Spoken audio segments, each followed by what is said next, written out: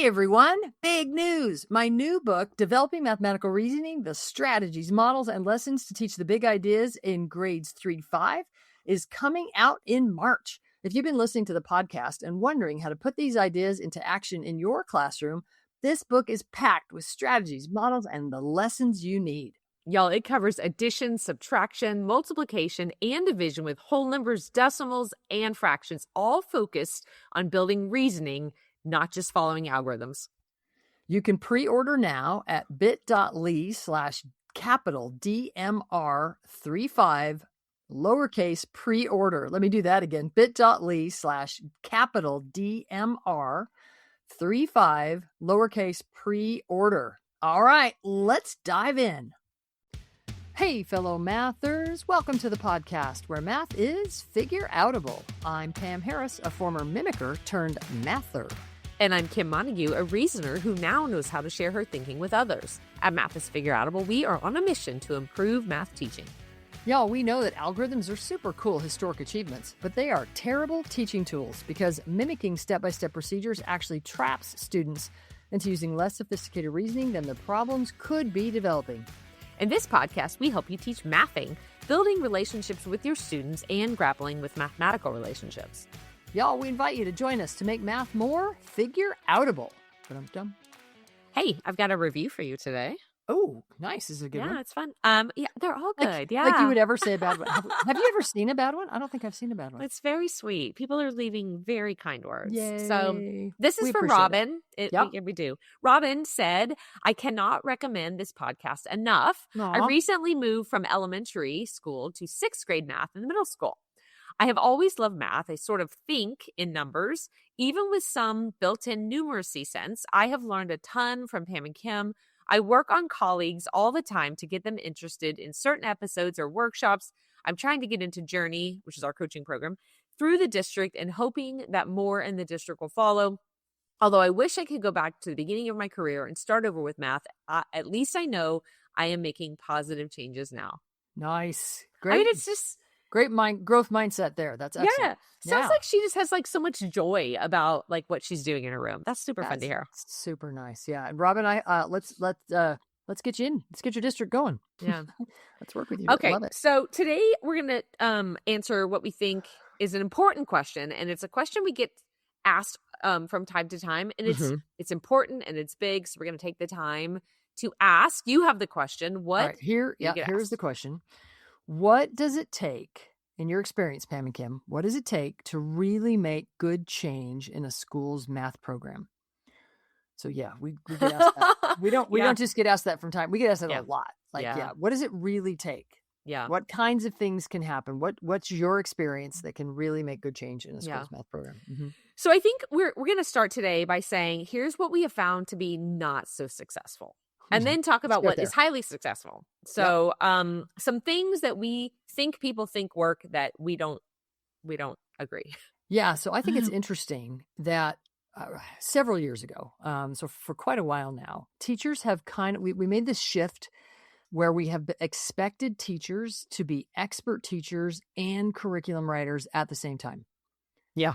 Where we sort of took resources away from them. We kind of, what's the word I want? Denigrated. We sort of talked badly about textbooks. We were like, oh, well, if you're a textbook teacher, I taught in a district where the curriculum director was very proud of the fact that he had taken all the textbooks away from the elementary teachers because they were going to teach better now. And I was like, I'm not sure they're subject experts. Like I use a textbook to help me at least think about scope and sequence. And so that doesn't work. We don't recommend that you are expecting teachers to be expert teachers and curriculum writers at the same time. I mean, even the time alone, when you and I wrote, we weren't in the classroom writing a particular piece of work, you know? Yeah, we weren't doing both at the same time. Yeah, we would have to carve out time to do curriculum writing. Yeah.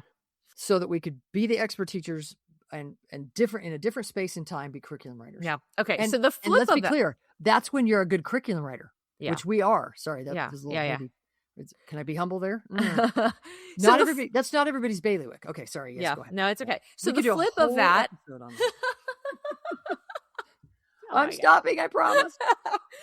The flip of that, though, is not to overwhelm teachers with resources. So the Nice. another thing that we think is not helping is handing teachers everything under the sun and saying, like, you get to pick, you choose, like, whatever you want to do. And really the problem with that is that teachers also don't have the time to sort through it all.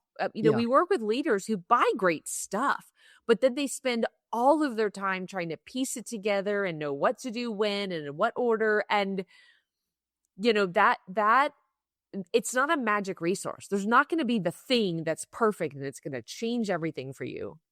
Yeah, speaking of magic resources, I think that was kind of one of the things that happened in the 90s was or maybe the late 80s, NSF funded a bunch of universities and sort of think tanks to create textbooks. They said that'll fix it. Like if we can just get some really good textbooks out there, it'll magically and I'm not saying that those weren't really good. They were excellent for their time, but districts didn't know how to utilize that well, and teachers weren't trained enough. And so then when that didn't quote unquote work, then it all got tossed. And so there's not like you just said, it's not good change is not only a magic curriculum. It's good to have good resources, but don't overwhelm teachers by giving them too many good resources, expecting them to have to pick through. Yeah.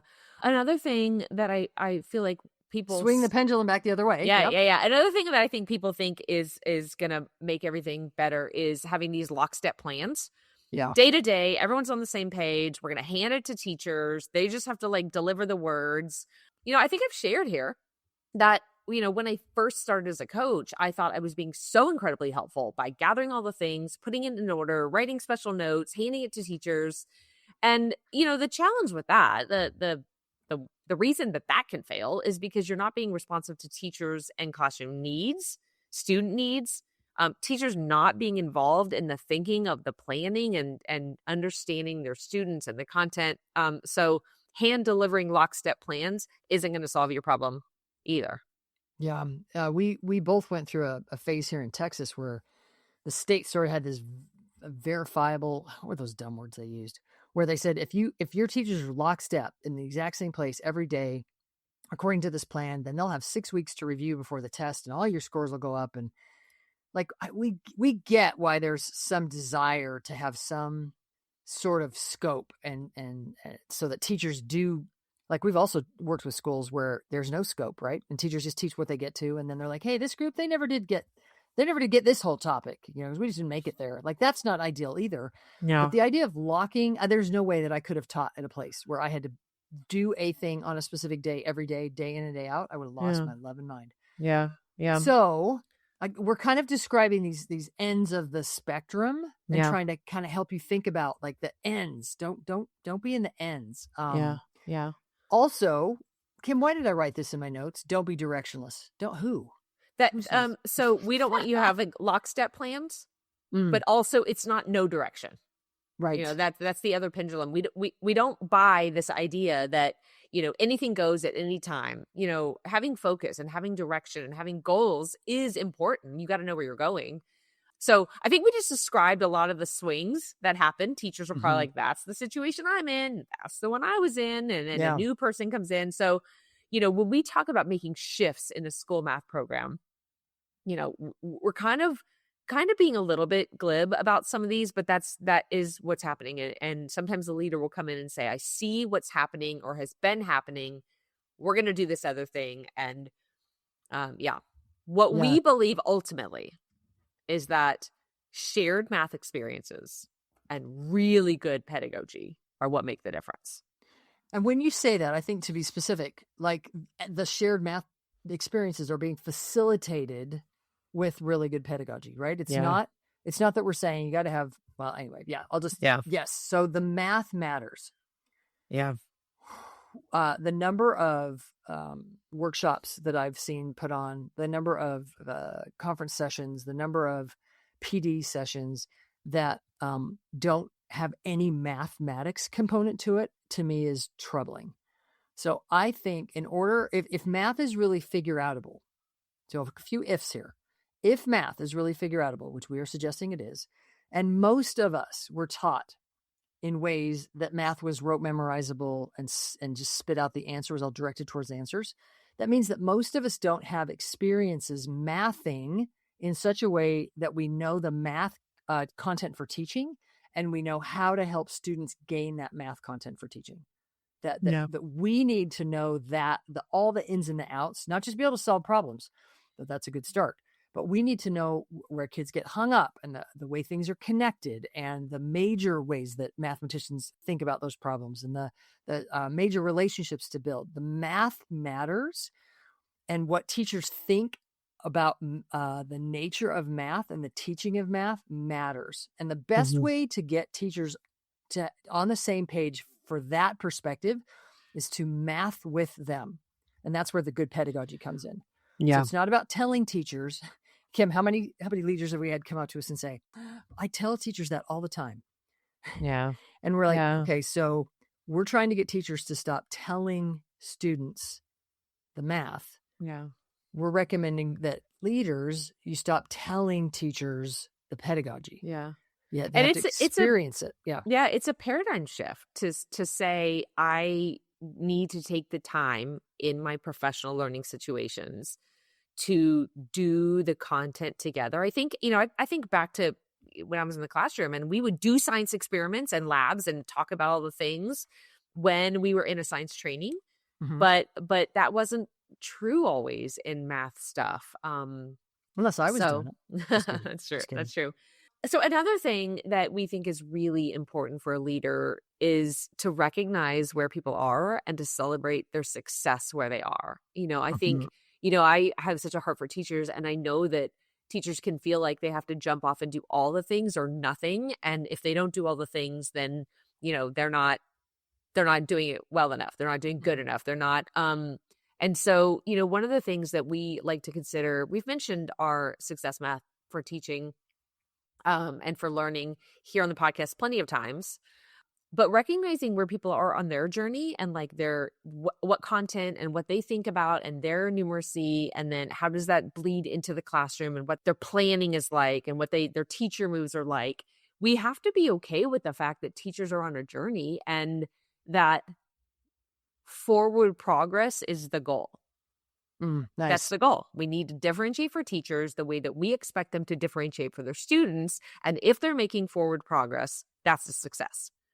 And just like you don't leave differentiating for students doesn't mean you leave a student doing their caveman-like strategies. You help them develop as a more mature mathematician. You don't leave teachers. Differentiating for teachers doesn't mean you leave teachers doing what they're doing. You help them mature. You help them develop into better and better practitioners. One of the ways that we suggest works really well is as you are doing those mathing, you're having those mathing experiences where you yourself, the leader of the mathing experiences, is using really good pedagogy. You are then giving teachers bite-offable assignments with accountability. So something that they can, you might do something in the PD or in the PLC where it's, like let's math here, but now what does that look like in your classroom? And there's some accountability to go with it. So that might look like the leader facilitates a problem string with the teachers. Then the teachers watch and study video of kids doing that exact problem string with an expert teacher. Now that could look like a lesson study format where you're actually going into a classroom and watching it happen with students. That could look like a video of it happening, but where you're studying that happening with students. So you get a chance now, not just to solve the problems, like the teachers might just solve the problems in their mathing experience. Hopefully it's facilitated well. So they're being exposed to other strategies and the connections between other strategies and relationships. But now they're seeing the mathematics for teaching. What are students doing? Where are they getting off? What are the paths they're taking that are less fruitful? What are the things we need to have in our back pocket to help challenge students who are ready for it? That studying the video or studying kids doing it now gives us a chance to really dive into the math for teaching. Then that bite-offable assignment says, go do that in class. We've now studied it with kids at your grade level. Let's go. What does that look like in your classroom? Go do it. How do we know you did it? Well, maybe maybe the coach is going to pop in. Maybe we're going to ask you to bring back a picture of your board that you did. Later, after we've got that good practice happening, teachers are all doing it, maybe we might say video the next problem string. Bring back part of it. Let the teacher select the part that they bring back. So it's not a gotcha moment, but it's a let me Yeah. showcase part of what happened well in that string. Yeah.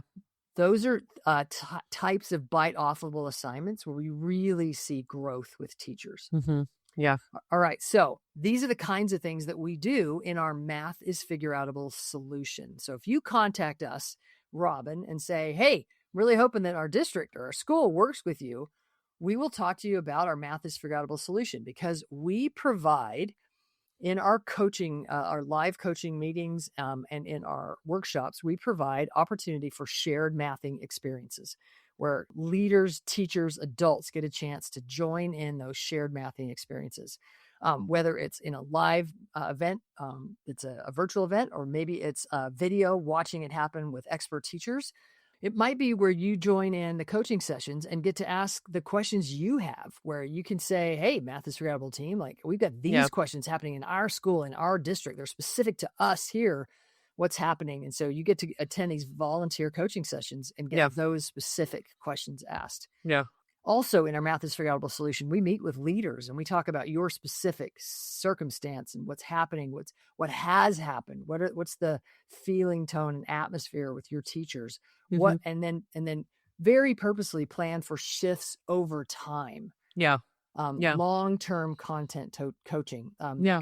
Kim, I've just met with several leaders, large, small districts, both over the past week, just this week, where I actually suggested to them, let's do this with you this next year before you dive into our Math is Forgettable solution, because of what's been happening with the atmosphere, the sort of situation in their specific district it doesn't make sense for them to dive into it this year. It's not going to work. Agreed. Like we plan for long-term systemic shifts that then can stay, because you have sort of an informed citizenry. Enough people are on board.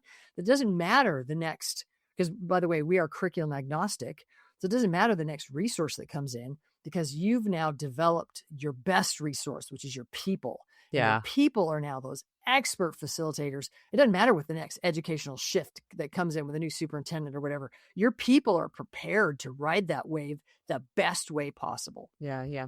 I'm going to chime in here that one of the other things that we do when we meet with leaders is help them think about their teachers' bandwidth. You know, there's a lot of different opportunities for professional development and a lot of different things that we could throw at teachers, but we really ask them to slow down and think about the people in front of them and think critically about who's ready for what right now, and then what might they be ready for in the future. And again, that speaks to what I was saying earlier about the need for differentiate for teachers, meet them where they are and make that forward progress.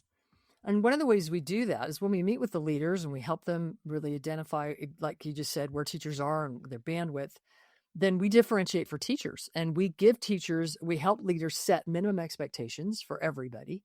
But then we open the fire hose to our learning suite to everybody else, to anyone who has bandwidth to dive into whatever they want to. That gives them the chance then to swallow whatever they have the bandwidth for, whatever they're interested in, whatever is in the moment really driving them. Those people have the opportunity to do while we have those minimum expectations sort of set for everyone else. Yeah. Another thing that's really nice is then you have kind of a setup plan for new teachers. In other words, a new teacher joins your district. If you've got Math is Forgettable happening in your district, this is what we do here. So it could become a part of your interview process, so that people are bought in when they start. But it's also part of your new to district training. We got principals and leaders being involved in that new training, so that this is what we do here. And we invite you to join in, dive in, learn as much as you can, and we're going to set these minimum expectations for you. Yeah. It really helps create communities in the school, in the district, where everybody's clear we are on this path together. Yeah. Kim, one of the ways that we do that is we've been working hard for the last, how many years, where we have been in schools.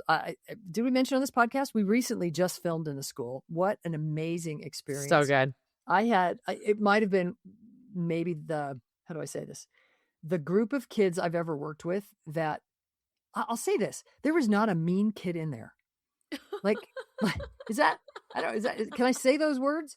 Like, like if I go into a classroom, I'm pretty sure there's a kid who's I'm going to have to work hard because that kid's going to throw something during the class. That kid's going to they're going to try to derail something. They're going to, now I've been in classrooms where there's more than like where half the class, where if the teacher has set up the atmosphere where it's teacher against the kids, that kind of, maybe mean's not the right. These kids were just all, I don't know. Let me say this. Okay. It was very clear that the teacher has done a fantastic job creating community, because in those couple of days, we did see kids that had like moments where they withdrew, or moments where they were like, I'm not going to respond right now. But they handled themselves so beautifully. The teacher handled them well. They were like, just the atmosphere was an amazing one. Thank you. I didn't mean to interrupt. The kids around them also handled it, right? Yeah, like it was like this classroom atmosphere of a lot of tolerance. Just in a super positive. Anyway, so we go into classrooms and we video problem strings with expert teachers, and we have a bank now of kindergarten, K2, 3, 5, 6, 8, 9, 12. Where you can go in and you can go, how does this look like in a 6th grade classroom, 1st grade, 3rd grade, high school, pre-cal? Like pick your flavor, and you can go and see kids grappling with what does it mean to teach math that's figure outable at that grade level. So if we're asking teachers to be accountable, we suggest we've got to give them the resources to study. They can't just look at some resource and then like, what does it look like? I can't tell you the transformation that I made when I was able to see mathing happening. And and it was the videos, and I'll give Kathy Fosno a ton of credit. When I was able to see it happening with her expert teachers, and then be able to study it with you, Kim, and the two of us would go, wait, was that on purpose? And why would you do that? And look at the outcome. And wait, let's back that up. How did they get that to happen? That because if we can hand teachers those kinds of resources to study with them. Now we have teachers that actually have the confidence, the preparation that their efforts are going to be fruitful. It's going to work well enough, and that everybody can move forward in a very positive math is figure outable way. Y'all, if you're interested to work with us as your school or your district, we invite you to check out www.mathisfigureoutable.com/solution, where we work with schools and districts to make those shifts that we all want in a systemic, long-term shift kind of way, where everybody is moving along to really shift schools and districts' math teaching to be figure outable. Y'all, thanks for tuning in and teaching more and more real math. To find out more about the Math is Figure Outable movement, visit mathisfigureoutable.com. Thanks for spreading the word that math is figure outable. If you loved today's episode and want to go deeper, Pam's new book, Developing Mathematical Reasoning for Grades 3-5, launches in March. This is the grade band specific follow-up to the foundational book we released last year. It gives you the exact strategies, classroom tasks, and models to help your students build real mathematical reasoning in grades 3-5. Head to bit.ly/DMR35 lowercase pre-order to pre-order your copy. And hey, if you teach K2, that book's already out. Y'all, thanks for listening, and we'll see you next week. Keep making math figure outable.